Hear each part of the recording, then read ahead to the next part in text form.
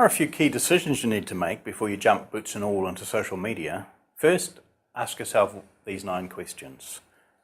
Question number 1. What does success look like for you and your company in social media? Is it more traffic, more positive comments, specific promotional engagements, more avid followers, sales, or something else? Set yourself a big, hairy, audacious goal.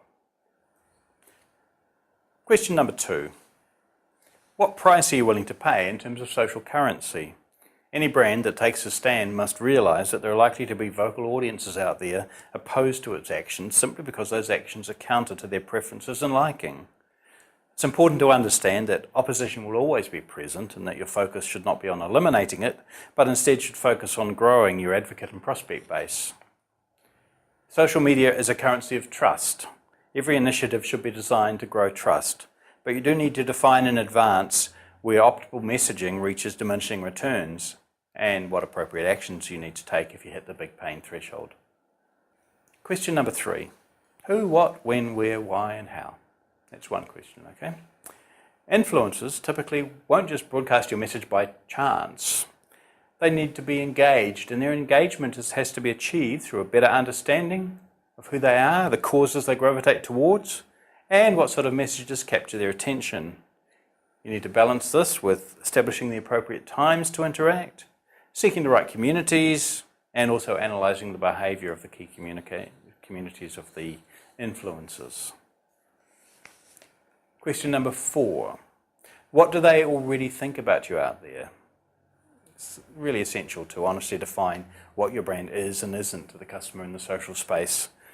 If your product is great for certain uses but not so great for others, communicate both in social platforms to avoid misuse or misunderstanding.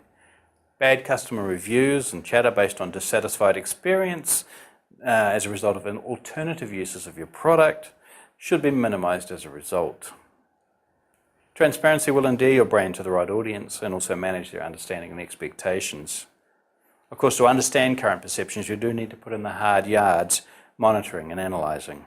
Without key insights from that activity, it's impossible to determine your actual brand positioning and to establish measurable, meaningful objectives, or indeed to evaluate them.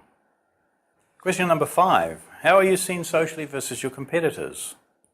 It's not exactly unknown that the way you want to be seen doesn't actually line up with your true social positioning, as communicated by your advocates, prospects, and indeed by where your competitors stand. You need to check that out. Question number 6. Are you consistent across all your communications, not just social? Identifying keywords, topics, and triggers to include in all social network communication is imperative to provide a consistent message and position. Wavering and inconsistent communication is a great way to blow your reputation. Question number 7. What's the community belief system? The belief system is what brings people together in a community. You need to identify and understand your best and next best customers, what their beliefs are, and the kinds of communities they belong to. And just remember, it is very easy to offend social networks. Do you remember the old marketing stories about launching a product in another country without realising that the product's name was offensive? Well, certain topics, tone, and content often are surprisingly offensive in similar ways for social networks.